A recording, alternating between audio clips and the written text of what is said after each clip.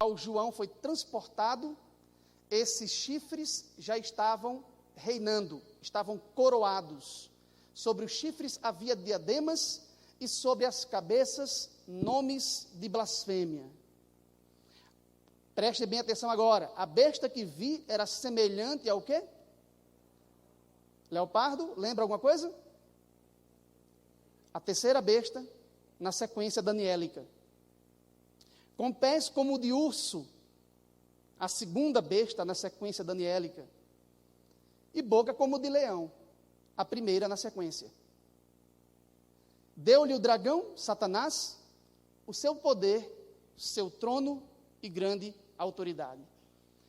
Notaram que quando o vidente descreve a besta do ponto de vista físico, ele está usando as características essenciais das 4 bestas daniélicas, sim ou não? Na ordem inversa a que Daniel usa, não é verdade?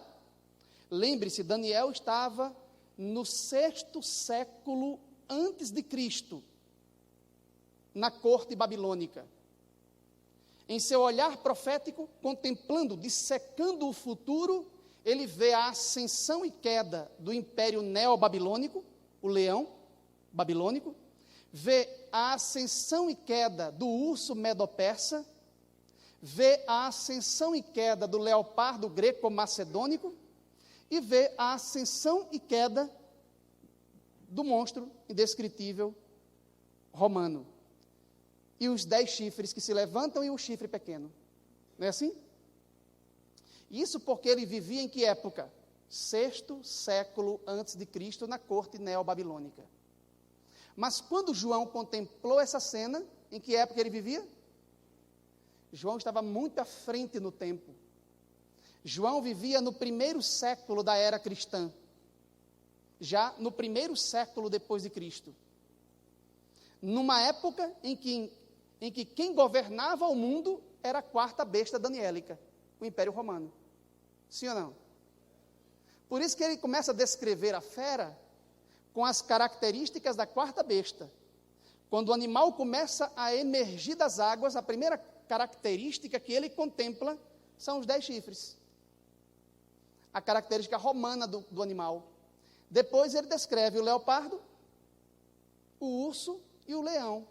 Porque Daniel está olhando retrospectivamente o que Daniel olhou prospectivamente, progressivamente. Entenderam essa perspectiva, a questão da perspectiva? Ok. Aqui nós encontramos um problema que precisa ser solucionado. Em geral, os adventistas, nós adventistas, identificamos a besta de modo muito restrito, como sendo Roma. Mais especificamente o papado romano. Então, em geral, se você sair perguntando para algum irmão adventista o que representa a besta apocalíptica, a resposta será, é o papado, o sistema papal que se levantou das cinzas do antigo Império Romano pagão. Será essa mais ou menos a descrição. Mas, quando lemos a descrição que João faz da besta, percebemos que a coisa é muito mais ampla e abrangente do que nós imaginamos. A besta que João viu não se restringe ao chifre pequeno, ao poder papal mencionado em Daniel, capítulo 7. A besta que João viu tem características do leão babilônico, do urso medo-persa, do leopardo greco-macedônico, do monstro indescritível romano com 10 chifres, o monstro decacórnio, e também possui características do chifre pequeno. Ou seja, a besta que João viu é um símbolo global que reúne em sua própria configuração as características de todos os poderes malignos mencionados em Daniel, capítulo 7. Quando nós identificamos a besta com o papado, não é que estejamos errados, porque ela se identifica sim com o chifre pequeno. Se você continuar a leitura do capítulo 13, toda a carreira da besta, sua carreira político-militar e ideológica, é exatamente a carreira do chifre pequeno em Daniel 7. Então não há dúvida que a besta do capítulo 13 se identifica com o chifre pequeno, o poder papal. Não há dúvida. Mas não se restringe a este poder, porque possui em sua própria configuração física as características de todos os outros impérios pagãos mencionados em Daniel 7. Estão compreendendo isso? Da onde foi então que surgiu essa ideia de que a besta representa o papado dentro do movimento adventista? Surgiu de uma leitura, talvez rápida e superficial, de um texto de Ellen White, um texto que está no Grande Conflito, na página 439, e que eu quero revisitar com os irmãos agora. Veja o que Ellen White diz nesse texto, com muita atenção. No capítulo 13, do 1 ao 10, descreve-se a besta semelhante ao leopardo, a qual o dragão deu o seu poder, seu trono e grande poderio. Este símbolo, como a maioria dos protestantes tem crido, representa o papado. Veja que até meados do século XIX, nos dias de Ellen White e dos nossos pioneiros, a maioria dos protestantes ainda aderia à escola historicista de interpretação profética. Na realidade, todos os grandes reformadores lá do século XVI, Lutero, Calvino, adotavam o método historicista para a interpretação das profecias. E todos eles viam o papado como o anticristo, como o chifre pequeno de Daniel 7 e a besta apocalíptica. De meados do século XIX para cá, houve uma alteração radical dentro do protestantismo. E a maioria hoje adota uma outra escola de interpretação profética, que não o historicismo. Praticamente os adventistas estão ilhados, quase ilhados, em ainda sustentar o historicismo como a forma adequada de interpretação profética. A maioria dos protestantes e católicos ou se inserem na escola preterista de interpretação ou na escola futurista, seja o futurismo clássico ou o dispensacionalismo moderno. Mas eles adotam escolas diferentes de interpretação. Eu não vou entrar em detalhes com relação a essas escolas, para a gente não fugir muito do foco, mas apenas para explicar por que Ellen White está aqui dizendo que o símbolo da besta era interpretado pela maioria dos protestantes como representando o papado medieval. Ok? E ela continua, representa o papado que se sucedeu no poder, trono e poderio, uma vez mantidos pelo antigo Império Romano. Esta profecia, essa do capítulo 13, que estamos investigando, que é quase idêntica à descrição da ponta pequena de Daniel 7, refere-se inquestionavelmente ao papado. Então, a maioria dos adventistas que leram esse texto extraíram dali a ideia de que o símbolo da besta representa o papado. E é óbvio que o símbolo da besta apocalíptica representa o papado, mas não representa apenas o papado. Lembre-se, João diz que ela era semelhante ao quê? Ao leão, ao urso, ao leopardo, ao monstro com 10 chifres e ao chifre pequeno. O símbolo da besta é um símbolo complexo, um símbolo global que envolve múltiplos poderes, inclusive aquele que em Daniel 7 é identificado como chifre pequeno, o papado. Inclusive. Por isso que aqui surge um problema. Quantas cabeças tinha a besta que João viu? 7, né? Se continuarmos lendo o capítulo 13, e eu estou pressupondo que os irmãos leram atentamente esse capítulo, se não fizeram, façam isso, aí é uma tarefa de casa, viu? Fazer o dever de casa, ler o capítulo 13 com atenção. Se continuarem lendo o capítulo 13, João vai dizer: vi que uma de suas cabeças foi golpeada de morte. Uma das 7 foi golpeada de morte. E a ferida mortal foi curada. E toda a terra se maravilhou seguindo a besta. Lembra disso?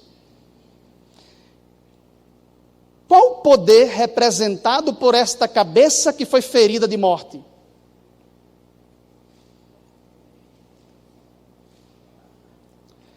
Agora vejam a inconsistência, pelo menos aparente. É a cabeça, dentre as 7, aquela que foi ferida de morte, após uma atuação hegemônica de 42 meses proféticos, que representa o papado, ou é a besta como um todo, com suas 7 cabeças, que representa o papado? Notaram a diferença? Se eu digo que a besta, enquanto símbolo total, o monstro em sua totalidade representa o papado, aqui eu tenho uma inconsistência, porque eu identifico aquela cabeça, dentre as 7, ferida de morte, como sendo o papado. E aí a pergunta para a igreja: é o símbolo da besta em sua totalidade que representa especificamente o poder papal? Ou é apenas uma das 7 cabeças, aquela que foi ferida de morte, que representa o poder papal?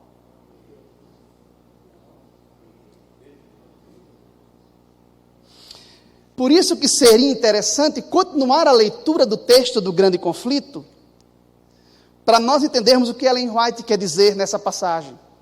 Veja o que ela diz na linha imediatamente abaixo.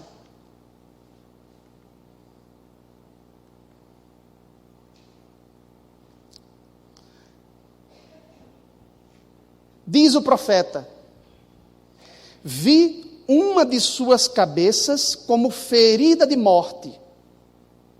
Os 42 meses são o mesmo que tempo, tempos e metade de um tempo. 3 anos e meio, 1260 dias, de Daniel 7. Tempo durante o qual o poder papal deveria oprimir o povo de Deus. Aquela cabeça que João viu atuando na história por 42 meses proféticos, oprimindo o povo de Deus, e ao término dos quais recebe a ferida mortal, ela diz que é o poder papal que deveria oprimir o povo de Deus por esse prazo profético. E ela continua: este período começou com a supremacia do papado, no ano 538 de nossa era, e terminou em 1798, na Revolução Francesa. Nessa ocasião, o Papa foi aprisionado pelo exército francês, e o poder papal recebeu o quê? A chaga mortal, cumprindo-se a predição. Quando nós continuamos a leitura do texto, percebe-se claramente que Ellen White aqui está identificando uma das 7 cabeças como sendo o poder papal, que atuou hegemonicamente desde o ano 538 de nossa era até 1798, no auge da Revolução Francesa. Então ela está identificando para nós uma das cabeças, aquela que atuou hegemonicamente sobre os santos e recebeu uma ferida de morte ao final. Não é a besta como um todo que representa o papado, mas o papado faz parte integrante da configuração do animal.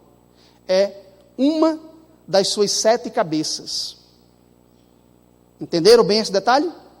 Então, a pergunta natural que agora surge é: como identificar as outras cabeças? Uma delas já nos foi fornecida. Como identificar as outras? E isso nos leva a entender que a besta representa muito mais do que o poder papal, que é uma de suas 7 cabeças. Entendido bem a lógica? Sim ou não?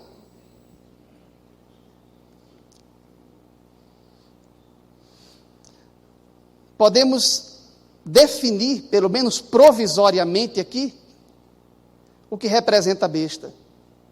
A besta apocalíptica é a síntese alegórica de todas as bestas de Daniel 7 e o chifre pequeno. A besta que João viu é uma síntese, é uma unificação em um único símbolo do que Daniel viu como 4 símbolos distintos, ou melhor, 5 poderes: o leão, o urso, o leopardo, o monstro com 10 chifres e o chifre pequeno. O que Daniel viu como entidades simbólicas separadas, discretas, distintas umas das outras, João unificou todas elas em uma grande fera, em um grande monstro, que tinha corpo de leopardo, tinha boca de leão, tinha pés como de urso, tinha 10 chifres na cabeça. Ou seja, o que João viu na realidade é uma junção, uma síntese de todas as bestas daniélicas. É como se ele tivesse pego todos aqueles símbolos que Daniel viu e tivesse amassado todos eles e remodelado em um único monstro, com características de todos eles. Isso quer dizer que, entre aquelas 7 cabeças, nós vamos encontrar os poderes daniélicos. Sim ou não? Ok? Que são então as 7 cabeças do animal? Apocalipse 17, versículos 9 a 10. Nós não temos tempo para fazer uma análise exegética de todo esse capítulo, mas apenas para podermos nos situar aqui. O anjo intérprete, em uma visão muito complexa, muito complicada, por sinal, a mais difícil do livro, a do capítulo 17, diz para João o vidente: aqui está o sentido que tem sabedoria. As 7 cabeças, se referindo às 7 cabeças da besta, são 7 montes nos quais a mulher está assentada. São também 7 reis, dos quais 5 caíram, um existe e o outro ainda não chegou. E quando chegar, tem de durar pouco. Esse é o capítulo mais enigmático do livro do Apocalipse.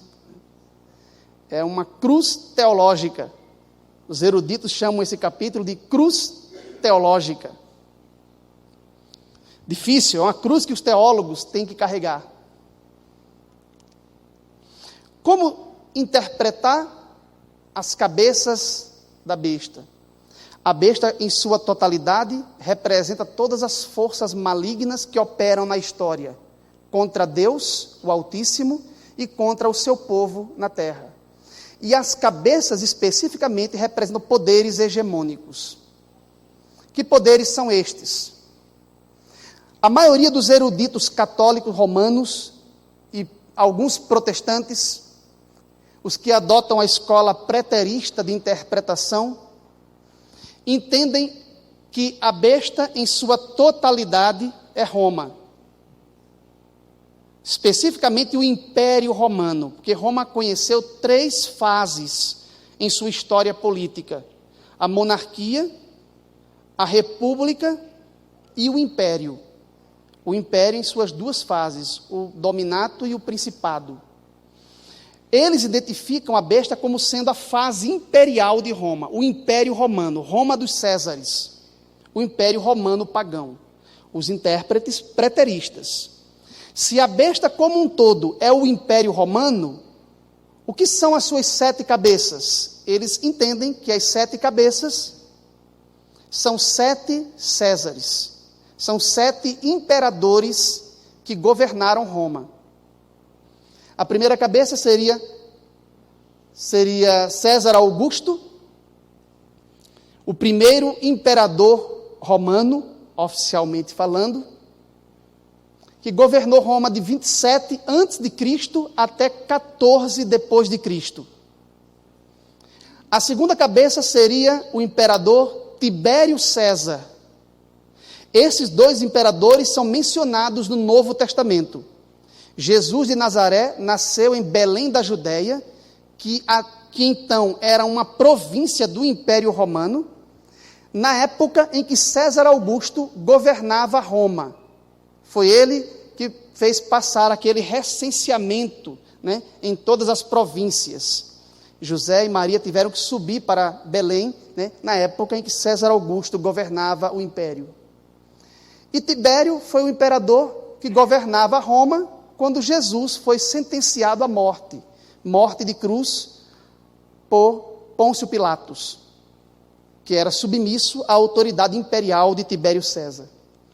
Depois de Tibério veio Calígula, que governou de 37 a 41 depois de Cristo. Cláudio, o famoso tirano Nero. Depois da morte de Nero e o incêndio de Roma, o trono, a sucessão ao trono em Roma ficou um tanto quanto perturbada. Em menos de um ano, 3 imperadores subiram ao trono de Roma. Todos eles foram mortos, envenenados, muito provavelmente. E Vespasiano conseguiu se manter por 10 anos no poder. A maioria dos intérpretes preteristas não incluem aqueles 3 imperadores entre as cabeças da besta, na contagem, na sequência. E por último, Tito, aquele que antes era general, que havia destruído Jerusalém, o templo, e agora imperador. Então, existem várias facetas dentro do preterismo, mas isso aí seria uma forma representativa de colocar como os teólogos preteristas interpretam as cabeças da besta. Entendam, a besta para eles, como um todo, é o Império Romano, e as cabeças seriam esses imperadores mais importantes. Ok? Quais seriam as falhas dessa interpretação?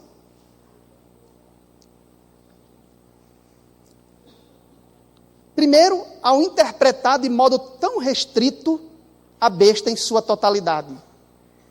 A besta, em sua totalidade, não se restringe a Roma, muito menos a fase imperial de Roma. A besta é um símbolo complexo, é um símbolo global que representa várias forças malignas, vários impérios, representados em Daniel, capítulo 7. Segundo, identificar as cabeças da besta como indivíduos, imperadores individuais, e não sistemas coletivos de poder. Vamos entender esse ponto porque ele é muito importante. Quando a profecia fala de cabeça como símbolo, ela aponta para um indivíduo ou para um sistema amplo, corporativo de poder. Só aparecem 2 exemplos em Daniel, do que simboliza, do que representa a cabeça, em linguagem profética. No capítulo 2, o sonho do rei Nabucodonosor, o sonho da estátua tetrametálica, representando a história do mundo. Veja que forma apropriada de representar a história do mundo, a história dos homens. Uma estátua pesada, composta por diferentes metais, em ordem decrescente de valor, sustentada por pés de barro, representando a fragilidade da história humana no seu termo. A cabeça de fino ouro representava o Império Neobabilônico, que naquele instante profético, naquele instante histórico, estava sendo representado por Nabucodonosor II, que era o rei da Babilônia naqueles dias. Os peitos e os braços de prata representavam o Império Dual, que se levantaria logo em seguida, o Império Medo-Persa. O ventre e os quadris de bronze representavam o Império Greco-Macedônico de Felipe II, rei da Macedônia, seu filho Alexandre Magno e os seus sucessores imediatos. As pernas de ferro representavam Roma, em todas as suas fases, como a monarquia, república e império. E os pés, em parte de ferro e em parte de barro, representavam a fragmentação do Império Romano pelas tribos bárbaras germânicas no início da Idade Média, aqueles mesmos reinos que posteriormente formaram as monarquias nacionais, os estados absolutistas da Europa Ocidental, e que hoje governam o mundo juntamente com sua filha norte-americana. Depois uma pedra é cortada sem auxílio de mãos humanas, atinge a estátua nos pés, esmiuça, destrói toda a estátua. A pedra cresce, se converte em uma grande montanha, enche toda a terra, representando o reino de Deus, o reino ulterior, último de Deus, que destruirá, subverterá todos os reinos desse mundo e estabelecerá justiça, harmonia para toda a eternidade. Esse é um resumo do capítulo 2. Estou correndo aqui para a gente poder ganhar tempo para interpretar melhor a profecia do capítulo 13. Isso é o que o rei Nabucodonosor sonhou e que Daniel identificou e interpretou.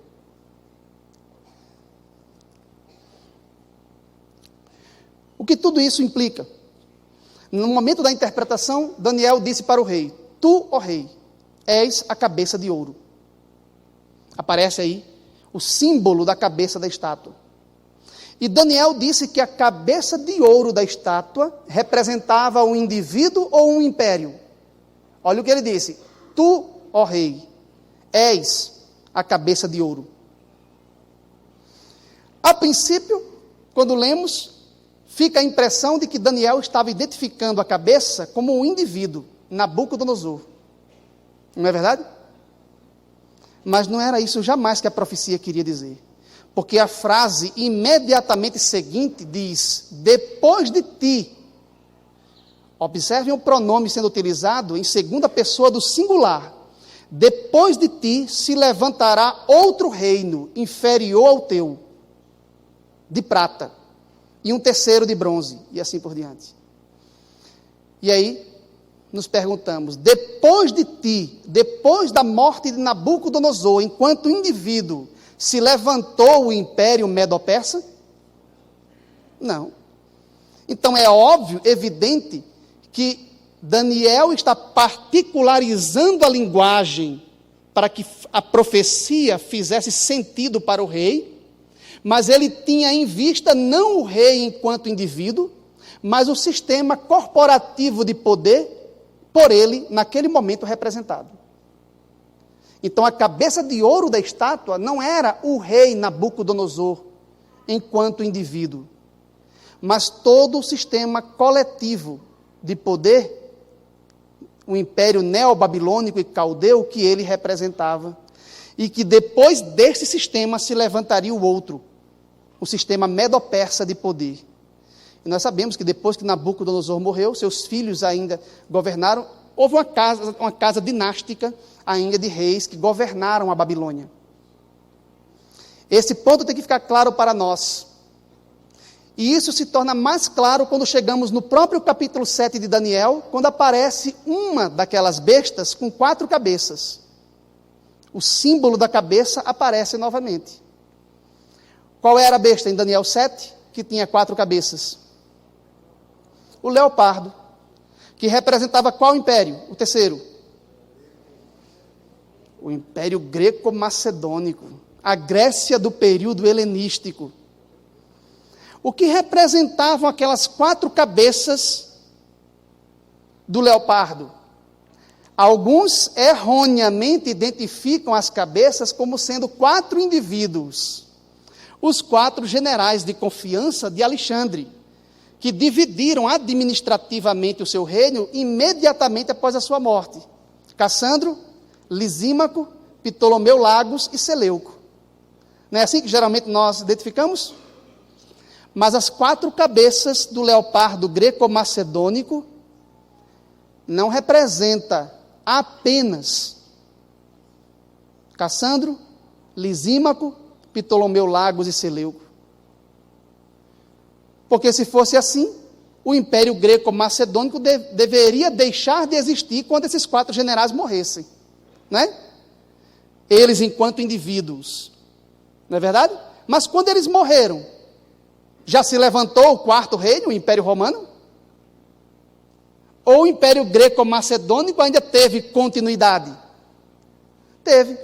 Porque esses indivíduos fundaram casas dinásticas. De Ptolomeu vieram os Ptolomaidas no Egito, ou os Ptolomaicos, até Cleópatra, muito conhecida por nós na história. De Seleuco vieram os Seleucidas, na Síria, o reino do norte, na profecia de Daniel 11.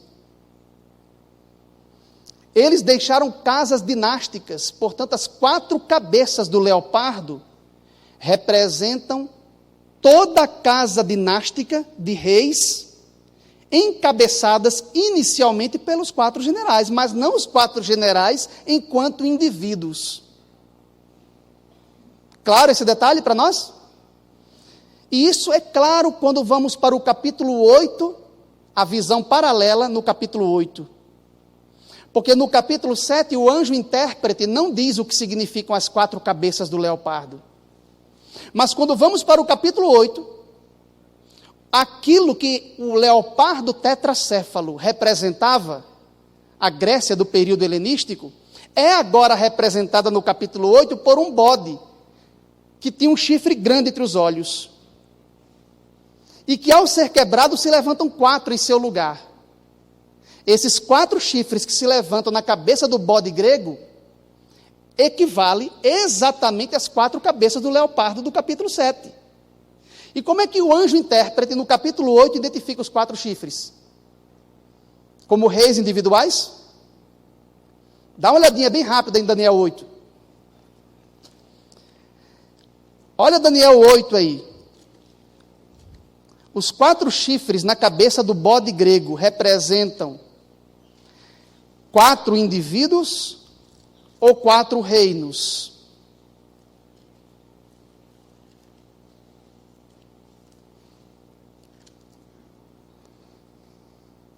Daniel capítulo 8, versículo 21, mas o bode é o rei da Grécia, o chifre grande entre os olhos é o seu primeiro rei, o ter sido quebrado, levantando-se 4 em lugar dele, significa o quê? 4 o quê? Que 4 reinos se levantarão deste povo, mas não com força igual a que ele tinha. Ora, se os 4 chifres, fruto da divisão do Império Grego, no capítulo 8, são 4 reinos, que foram iniciados pelos 4 generais de Alexandre, o que seriam então as 4 cabeças do leopardo no capítulo anterior, no capítulo 7? Os mesmos 4 reinos. Os reinos helenísticos, que vieram logo em seguida à morte de Alexandre e de seus sucessores imediatos.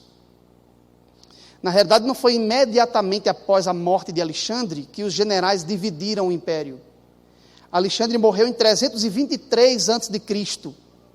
Os generais só se declararam reis de seus respectivos territórios no ano 301 a.C., quase 20 anos depois da morte de Alexandre. Então é claro que as cabeças do leopardo representam sistemas coletivos de poder, assim como a cabeça de ouro da imagem do capítulo 2. As únicas vezes em que a Bíblia, em livro profético, especificamente Daniel, fala de cabeças, representam entidades coletivas de poder e não indivíduos. Portanto, a interpretação preterista que vê as cabeças da besta como indivíduos, vai de encontro à forma como a própria profecia interpreta a si mesma. O símbolo das cabeças representam entidades coletivas de poder e não indivíduos, controlando o mesmo sistema de poder. Entenderam bem essa crítica? Feita a essa abordagem?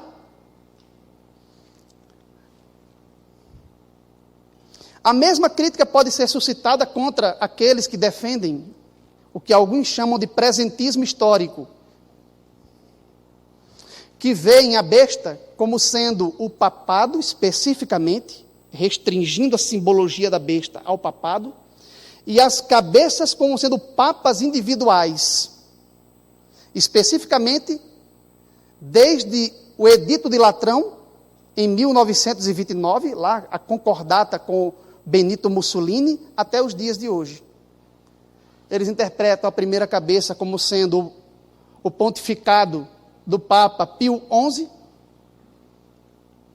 depois Pio XII, João XXIII, Paulo VI, João Paulo I, João Paulo II, o Bento XVI e agora o Francisco, que estaria aí 2 cabeças, diríamos assim, 2 papas concomitantemente, ou representando a mesma cabeça, ou como sendo o 8º rei lá de Apocalipse 17.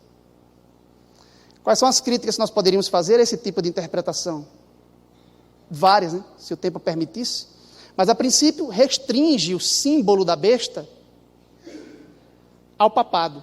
Nós sabemos que a besta, como um todo, representa muito mais do que o poder papal. O papado, segundo Ellen White, é uma das cabeças que atuou hegemonicamente por 42 meses e recebeu um golpe de morte e depois revive, segundo a profecia. Não é? E identificar as cabeças como sendo indivíduos e não sistemas corporativos de poder distintos. Ou seja, essa interpretação peca nas mesmas bases que a anterior e em outras. Os nossos pioneiros tinham uma forma peculiar de interpretar as cabeças da besta. O Ray Smith foi o principal representante da interpretação profética entre os pioneiros adventistas. O Ray Smith dizia: concordamos com os protestantes nesse ponto, a besta é Roma, restringia o símbolo. Mas ele dizia, não é somente a fase imperial de Roma. A besta não é apenas o Império Romano. A besta é Roma em todas as suas fases, em sua história política. E o Ray Smith identificava as cabeças da besta, que era Roma, segundo ele, como sendo formas governamentais pelas quais Roma passou. Ele entendia que a primeira cabeça representava a realeza, a monarquia em Roma. Depois viriam os cônsules na República Romana. Depois os decênviros, ditadores, triúnviros, imperadores e, por último, os papas.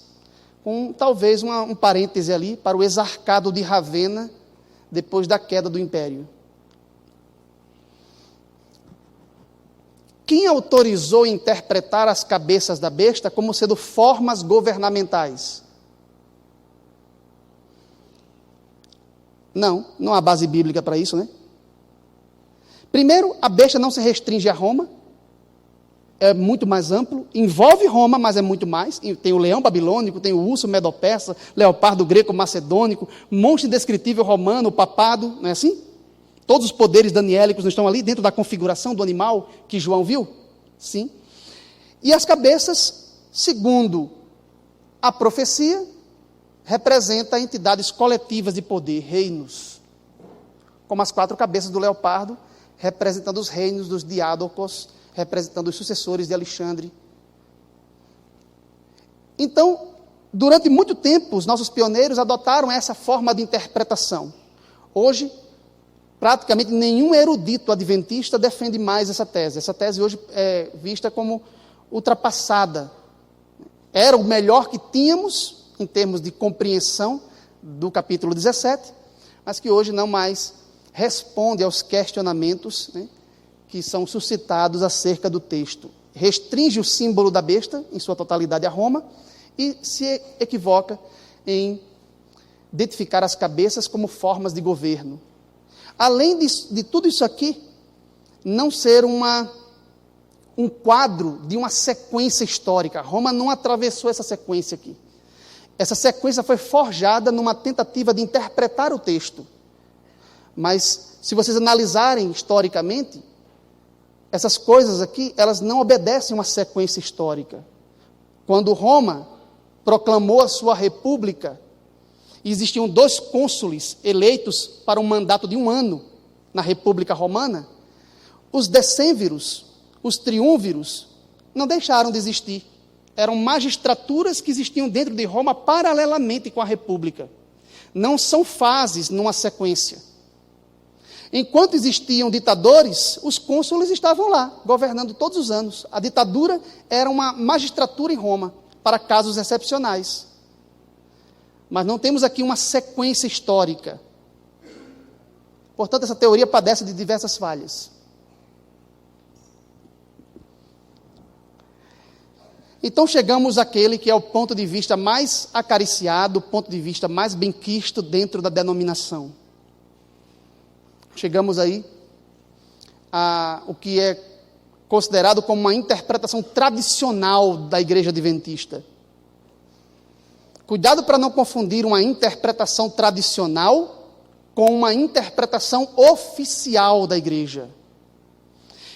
A interpretação oficial é aquela que é votada em assembleia quinquenal, em uma assembleia de associação geral. E nós sabemos que não há nenhum voto da associação geral com relação à interpretação correta de Apocalipse 17 e à identificação das cabeças da besta apocalíptica. Isso é um ponto de liberdade para os intérpretes, desde que esteja de acordo com o método correto, histórico-gramatical, e a escola correta de interpretação, que é o historicismo. Mas essa atingiu a posição de ser o ponto de vista tradicional, um dos mais benquistos dentro da denominação. O Hank Stefanovic, que é um grande teólogo, recentemente, ao publicar o seu comentário sobre o Apocalipse, se identificou com esta concepção. Eles veem as cabeças como sendo sistemas amplos de poder. A besta, como um todo, representa muitos poderes, ou seja, identifica corretamente a besta como sendo múltiplos poderes malignos, e as cabeças como sendo reinos sucessivos, começando com o Egito, indo para a Síria, passando por Babilônia, Medopécia, a Grécia do período helenístico, Roma, em sua fase pagã, e por último, Roma, em sua fase papal. Lembram dessa tese? Esta é considerada assim, uma das mais benquistas hipóteses para explicar Apocalipse 17. Identifica a besta corretamente e cabeças de modo correto do ponto de vista da profecia. Só existe uma coisa aqui que, se você olhar bem, parece um pouco fora de lugar. O que é? O que é que João está utilizando do Antigo Testamento ao descrever a besta apocalíptica? Não é Daniel capítulo 7? As bestas de Daniel, aqueles 4 animais e o chifre pequeno, aqueles 5 poderes mencionados na profecia de Daniel capítulo 7. Okay. Se João está seguindo estritamente essa matriz contextual, esse transfundo literário que é Daniel capítulo 7, como é que eu posso manter essa sequência? Posso? Lá em Daniel capítulo 7 aparece o Egito, aparece a Síria. Como é que começa a sequência daniélica? Em todo o livro de Daniel, seja o sonho do rei, da estátua, seja o sonho do profeta, as 4 bestas e o chifre pequeno, capítulo 8, 10, 11 e 12, em todo o bloco de material profético dentro do livro de Daniel, a sequência sempre começa consistentemente com quem? Babilônia. Então, durante muito tempo, alguns intérpretes adventistas ficaram insatisfeitos com essa sequência, embora ela é ainda muito benquista. Egito e Assíria são inimigos clássicos do povo de Deus. Israel ficou cativo no Egito até a libertação do Êxodo. A Assíria levou as 10 tribos do norte para o cativeiro. E Babilônia depois levou as 2 tribos que restavam, as 2 tribos do sul, para o cativeiro babilônico. Se nós entendermos as cabeças como sendo uma sequência de reinos, de impérios mundiais sucessivos, que são vistos do ponto de vista bíblico como inimigos de Deus e de seu povo, essa é uma sequência muito boa. Portanto, se você sair daqui hoje dizendo, eu mantenho o ponto de vista, que é o ponto de vista mais tradicional na igreja, né, começando a sequência pelo Egito, eu me dou por satisfeito. É uma boa forma de explicar o texto e ainda é muito convincente para um grande número de eruditos bíblicos e de intérpretes da igreja adventista.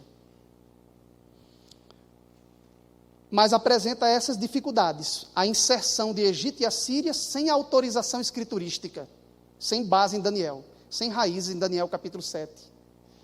E alguns até questionam que ela não é perfeitamente historicista, porque ela faz frear o processo em Roma papal. E depois que o papado recebeu o golpe de morte, acabou a história ali?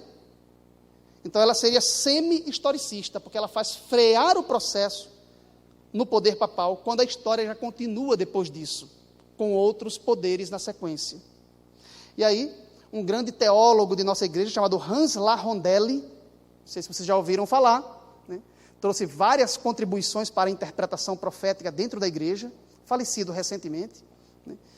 E depois dele, o Mervyn Maxwell, pastor Mervyn Maxwell, naquele livro, Uma Nova Era, segundo as profecias de Daniel, que foi publicado no Brasil pela Casa Publicadora, tentaram corrigir aquilo que eles achavam ser uma deficiência na interpretação anterior. Então eles disseram, vamos começar exatamente como Daniel começou. Primeira cabeça seria o quê? Babilônia. Do modo como Daniel começou. Depois viria a Medo-Pérsia, a Grécia, Roma pagã e Roma papal. O papado durante seu período de hegemonia sobre os santos, durante os 1260 anos. Agora, quando chegaram nesse ponto, depois que enumeraram os 5 poderes de Daniel 7, veja que ali está o leão babilônico, o urso medo-persa, o leopardo greco-macedônico, o monstro descritivo com 10 chifres, que é Roma pagã, e o chifre pequeno. Todos os poderes de Daniel estão ali, se esgotaram, 5 poderes. Aí eles pensaram, o que é que vamos colocar agora depois disso?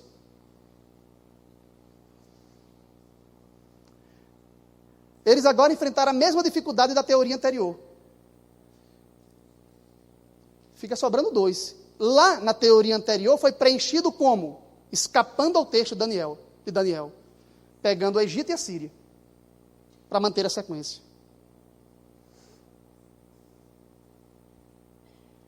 E aqui, a pergunta é, o que vamos colocar depois? E o Hans Larondelli sugeriu o seguinte, que depois do papado atuar 1260 anos, ele recebeu o golpe de morte. Essa cabeça aqui, a 5ª cabeça, recebeu o golpe de morte. Não é? E o que viria logo em seguida é a fase em que o papado governa, porém, ferido de morte. E a 7ª e última seria o papado restaurado, o papado revivido no final dos tempos. Perceberam a sequência? Ajudou?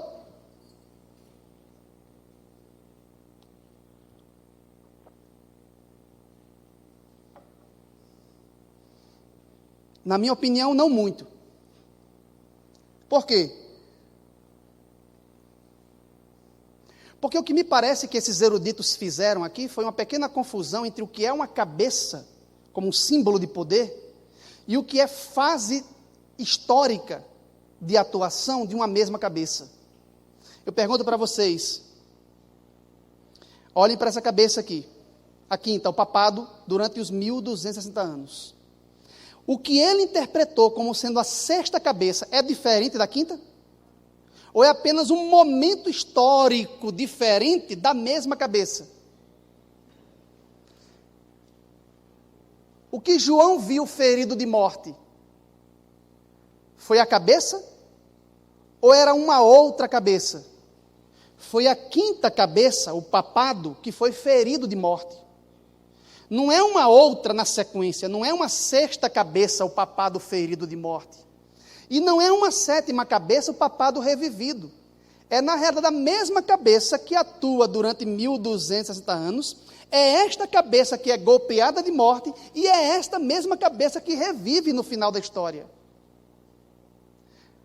Em 3 fases distintas da mesma cabeça, atuando hegemonicamente durante 1260 anos, perdendo seus poderes temporais quando recebeu o golpe de morte, e depois retomando esses poderes. Mas a profecia se refere sempre à mesma cabeça. É ela quem atua, é ela quem é ferida e é ela quem revive.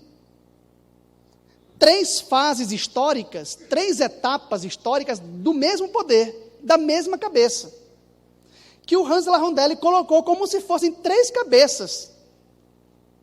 Quem está notando o que eu estou dizendo? Quem está percebendo isso que eu estou dizendo? Para que não soe como uma crítica infundada. Estão percebendo isso? Sim ou não? Ok. Então, na realidade, o que ele colocou ali como a última cabeça, o papado restaurado, segundo a profecia, é essa 5ª cabeça que revive. Mas ela revive não como uma 7ª cabeça. ela mesma revive. E veremos que ela reviverá como um 8º rei na sequência, mais na frente. Certo? Então, embora essa hipótese seja muito boa, se você sair daqui dizendo, não, eu fico com esta hipótese, eu me dou por satisfeito. Ela parece apresentar também algumas dificuldades. Notaram isso? Sim ou não? Okay. Então, numa tentativa de consertar esse detalhe, alguns eruditos da Andrews modernos tentaram estabelecer a seguinte sequência: Babilônia, ou seja, mantendo suas raízes com Daniel, né? Começando a sequência pelo Império Neobabilônico, Medopérsia, Grécia, Roma pagã, o papado durante os 1260 anos. Ok. E depois? Estados Unidos, que é a besta que se levanta da terra. E por último, o papado revivido. Boa a sequência? Boa ou não? Os irmãos que já estão acompanhando as críticas que fizemos às outras hipóteses, já estão pensando por si mesmos, né, nesta questão. Desde quando, depois que o papado caiu, em 1798, na Revolução Francesa, os Estados Unidos ascendeu como uma cabeça hegemônica? Isso obedece à sequência histórica? Foi assim que aconteceu historicamente?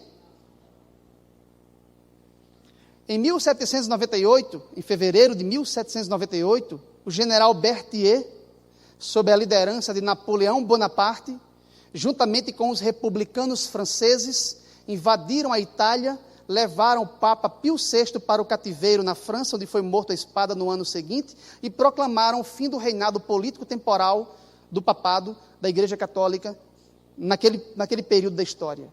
Ali ocorreu a queda do papado, a supremacia papal chegou ao fim ali, naquele momento. Depois disso, se levantou os Estados Unidos como sendo uma cabeça hegemônica. E por que o papado revivido aparece ali como uma outra cabeça, se a profecia diz que é aquela mesma que foi ferida de morte que revive?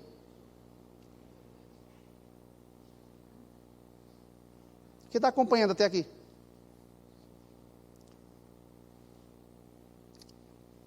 Ok. Agora chegou o momento de nós vermos como o comentário bíblico adventista interpreta esta profecia.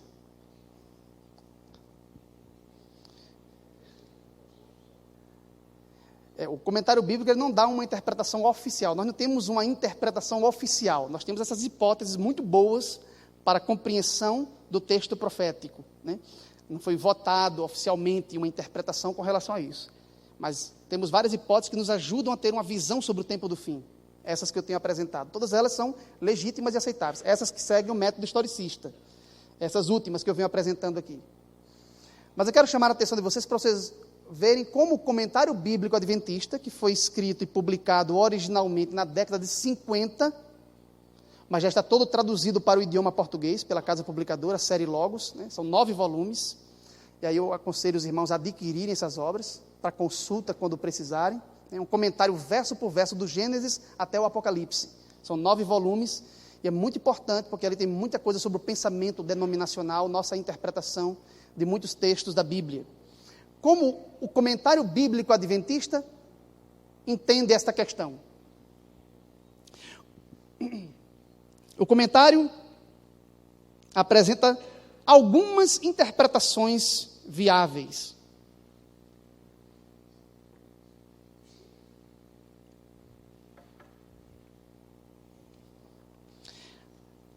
A primeira interpretação, fornecida no volume 7 do comentário, o volume sobre o Apocalipse, que trata do Apocalipse, verso por verso, diz assim: uma vez que no Apocalipse o número 7 costuma ter valor simbólico em vez de literal, alguns entendem que as 7 cabeças representam toda a oposição política ao povo e à causa de Deus na terra ao longo da história. sem especificar 7 nações distintas. Ou seja, alguns entendem que o número 7 é um número simbólico, que representa completude, plenitude.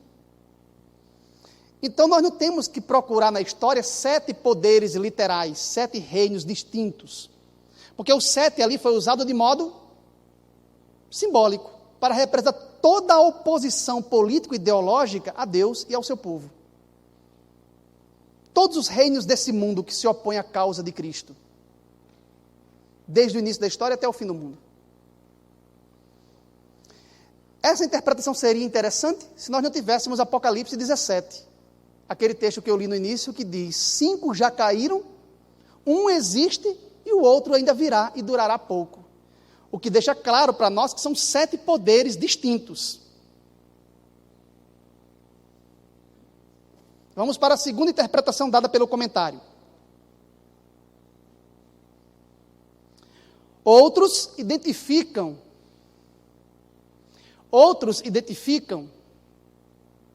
eu vou pular isso aqui porque é a parte que eu defendo, vou voltar a ela depois.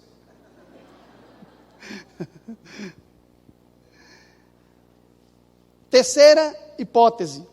Outros consideram que as 7 cabeças representam os principais poderes perseguidores, desde que Deus escolheu um povo e organizou sua obra na terra. Poderes o quê? Perseguidores. Por isso, especificam que são Egito, Assíria, Babilônia, Medopérsia, Grécia, Império Romano e o Papado. Lembra que nós falamos sobre essa interpretação como sendo a mais benquista atualmente entre os adventistas? Aqueles que seguem este padrão interpretativo, veja que o comentário bíblico, exalta esta forma de interpretação como sendo o quê? Um padrão interpretativo. Aqueles que seguem este padrão interpretativo chamam a atenção para o papel importante desempenhado pelo Egito e pela Síria em relação a Israel, tanto na história quanto nas profecias do Antigo Testamento, embora não esteja presente no livro de Daniel, mas está presente em outras profecias do Antigo Testamento. Ok? Sim ou não? A conclusão do comentário é a seguinte, do editor do comentário, Francis Nichols. Ele diz, considerando que não foi revelado, isso foi na década de 50, certo? A compreensão que o editor do comentário adventista tinha lá na década de 50. De lá para cá, quantas teses, monografias, dissertações na Andrews e outras universidades adventistas já foram produzidas sobre o tema, né? Mas ele diz, considerando que não foi revelado se as 7 cabeças representam 7 nações em particular, nem em que período da história elas devem ser encontradas, este comentário considera insuficientes as evidências para fazer uma identificação final das mesmas. O editor Francis Nichols, sempre muito ético em suas colocações, diz que nós não temos aí condições, pelo menos não no estágio em que se encontrava a pesquisa na igreja naqueles dias, para bater o martelo e dar uma definição com relação à identificação desses poderes. Ok. O que é que nós temos de avanço de lá para cá? 2 passagens interessantes aqui, de Apocalipse 17, que são verdadeiros quebra-cabeças proféticos. 17, verso 8 diz, a besta que viste, tenta entender, viu? A besta que viste era e não é, e está para emergir do abismo, e caminha para a destruição. Entenderam? E aqueles que habitam sobre a terra, cujos nomes não foram escritos no livro da vida desde a fundação do mundo, se admirarão, vendo a besta que era e não é, mas aparecerá. Só um detalhe periférico. Os que habitam sobre a terra é uma expressão técnica dentro do livro do Apocalipse para se referir única e exclusivamente aos ímpios, aqueles cujos nomes não foram escritos no livro da vida. Lembra que lá em Apocalipse 13 diz: todos os que habitam sobre a terra adorarão a besta e a sua imagem? Porque o povo de Deus nunca é chamado de moradores da terra. No Apocalipse, nós somos representados como os habitantes dos céus. Ou seja, a vitória é tão certa que o livro do Apocalipse já nos coloca lá. Então nós somos os habitantes dos céus, e os habitantes da terra são os ímpios. Quando Ellen White diz que o Espírito Santo será retirado dos moradores da terra no tempo do fim, ela está querendo dizer que será tirado de quem? Dos ímpios. Não é que os santos vão ficar sem Espírito Santo. Já não teremos Cristo na função de intercessor. Ficar também sem o Espírito Santo, né, irmãos? É sobreviver pelas próprias obras, o que seria o máximo do legalismo, né? De modo algum, Jesus disse que daria o seu Consolador, o Espírito Santo, a fim de que esteja convosco para sempre, né? É claro, né? Que tem alguns irmãos que têm uma visão muito legalista, né? Que acham que o Espírito Santo vai ser retirado até dos santos. Jamais, nós não sobreviveríamos no momento da crise final sem o Espírito. Não é verdade? E que grande amigo seria, né? Se nos abandonasse logo nessa hora, né? Claro que não, né? Não é assim que a coisa funciona. Voltando então ao texto. Verso 11 diz: e a besta que era e não é, também é ele o 8º rei, e procede dos 7 e caminha para a destruição. E agora? Melhor desistir, né? Vamos para casa. Irmãos, esse capítulo tem sido investigado de diversas maneiras. Ao longo de 25 anos, eu tenho trabalhado em cima desse capítulo. E eu não tenho condições de dizer aqui nesses poucos minutos que restam toda a pesquisa que eu tenho feito acerca desse assunto ao longo desses anos. Estou tentando resumir ao máximo o que temos aqui. Mas é preciso ganhar tempo, então eu quero que vocês vejam aqui uma coisa. Vamos começar a sequência com base escriturística. O que é que nós temos de certo? O que é que nós temos como garantia na sequência? Ellen White, naquele texto do grande conflito, identificou para nós uma das cabeças, a que foi ferida de morte depois dos 42 meses de atuação hegemônica. Ela identificou como sendo o quê? O papado, não é isso? Daniel começa a sua sequência em todo o livro, em todas as profecias do livro, com quem? Então vamos começar como Daniel começou, porque temos base escriturística, certo? Babilônia. Depois, Medo-Pérsia. Depois, Grécia, Roma pagã. E aí, o papado, durante os 1260 anos, ao término dos quais recebe o golpe de morte. Então, esses 5 poderes, nós temos certeza, com base em Daniel e no texto do grande conflito. A questão agora é identificar quem é a 6ª cabeça.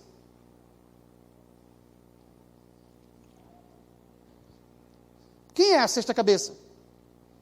Digam logo para a gente terminar isso.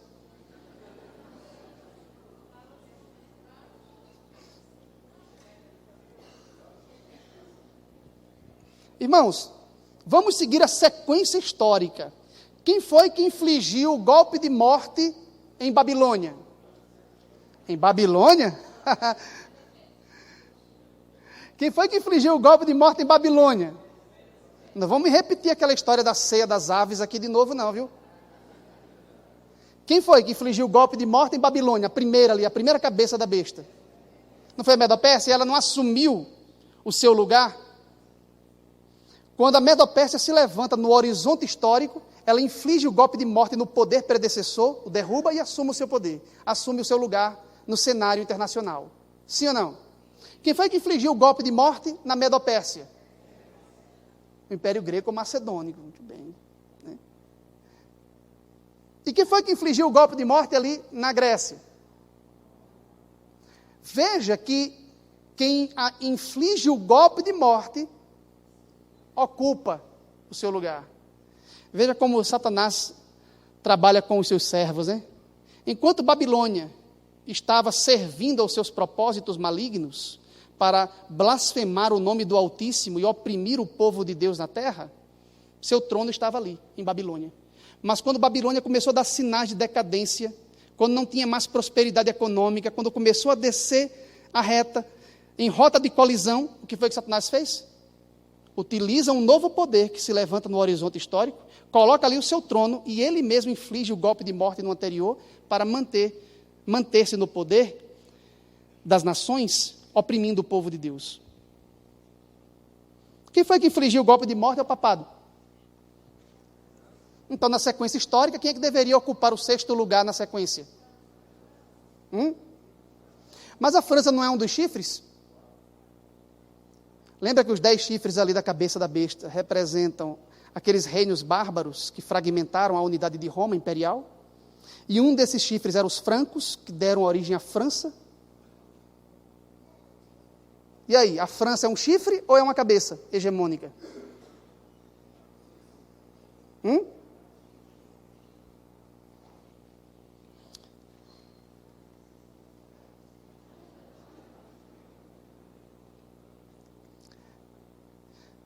No grande conflito,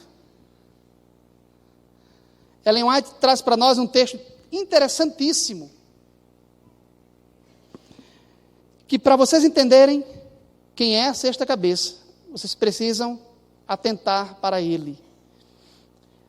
Mas para isso vocês precisam ler uma passagem do livro do Apocalipse, que fala da besta.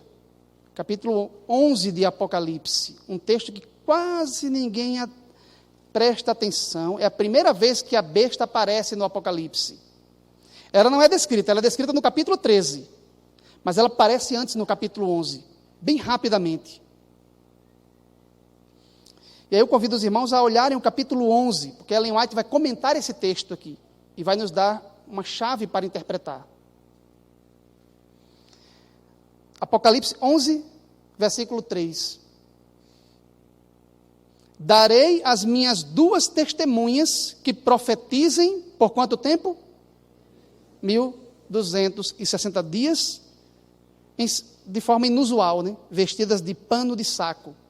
Tradicionalmente se interpretam as 2 testemunhas como sendo uma referência simbólica às Escrituras Sagradas, o Antigo e o Novo Testamento. Em uma outra ocasião, se eu voltar aqui, se Deus quiser, a gente pode trabalhar esse texto com mais profundidade. Mas, mantendo a interpretação tradicional aqui, Deus iria manter suas 2 testemunhas profetizando por quanto tempo? 1260 dias proféticos, que é o mesmo período de tempo que a cabeça papal estava atuando hegemonicamente. Enquanto o papado, a 5ª cabeça na sequência, estava atuando, as Escrituras ainda estavam proclamando sua mensagem, embora de modo inusual, vestidas de saco, em estado de luto. Sim ou não? Ok. Quando chega no verso 7, é dito: quando tiverem então concluído o seu testemunho. Quando é que as 2 testemunhas irão concluir o seu testemunho?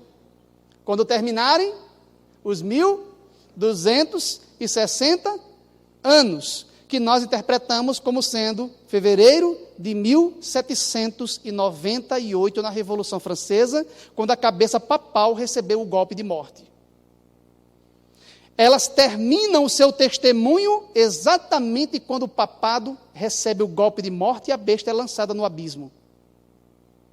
Veja o que o texto diz, verso 7, quando tiverem então concluído o testemunho que devem dar, a besta que se levanta do abismo pelejará contra elas e as vencerá e matará. O que o papado, o que a cabeça papal não conseguiu fazer durante 1260 anos, matar, destruir as Escrituras, agora, depois que essa cabeça terminasse o seu período de hegemonia, quando a besta estivesse se levantando do abismo, claro que agora é a 6ª cabeça, iria conseguir matar as testemunhas, silenciar as Sagradas Escrituras. Que poder é este? É a 6ª cabeça. Grande Conflito, página 269, Ellen White diz: o período em que as 2 testemunhas deveriam profetizar vestidas de saco, finalizou-se quando? Em 1798. aproximando-se elas do termo de sua obra em obscuridade, devia fazer guerra contra elas, quem? O poder representado pela besta que sobe do abismo. Veja que a besta tinha sido lançada no abismo na fase anterior, e agora está subindo do abismo para matar as duas testemunhas. É claro que a que foi lançada no abismo é aquela cabeça que recebeu o golpe de morte, o papado que estava atuando antes, não é? Ela continua, aqui, porém, se faz referência a uma nova manifestação do poder satânico. Uma nova manifestação. Até o papado, Satanás manteve um padrão de atuação histórica. Todos os sistemas, de Babilônia até o papado, são sistemas absolutistas e autoritários, que desrespeitam a liberdade de consciência e de religião. São poderes blasfemos e perseguidores. Mas depois da queda do papado, uma nova manifestação do poder satânico se levantaria na história. Seria um sistema de poder amplamente diferente dos sistemas absolutistas do antigo regime, os sistemas autoritários que vieram antes, mas ainda assim seria uma forma de manifestação de Satanás. A besta que está se levantando do abismo, que é a besta versão sexta cabeça, é uma manifestação diferente das cabeças anteriores. Quem é? Foi a política de Roma, sob profissão de reverência para com a Bíblia. Veja que a cabeça romana e o papado tinha reverência para com a Bíblia, pelo menos a desculpa era esta. Conservá-la encerrada numa língua desconhecida, ocultando-a do povo. O papado tirou a Bíblia das mãos do povo, porque tinha a Bíblia em alta conta, para que o povo inculto não distorcesse sua mensagem. Então a Bíblia deveria ser interpretada pelo episcopado, pelo magistério da igreja. Não deveria estar nas mãos do povo, do leigo. Mas a Bíblia continuou falando durante o período em que o papado atuou. O papado não se levantou para destruir as Escrituras, tirou da mão do povo. E ela continua, sob seu domínio, sob o domínio do papado romano, as testemunhas profetizaram, vestidas de saco, mas profetizaram. Mas agora, um outro poder, a besta do abismo, deveria surgir para fazer guerra aberta e declarada contra a palavra de Deus. E ela conclui o texto do grande conflito dizendo, esta profecia teve exatíssimo e preciso cumprimento na história da França.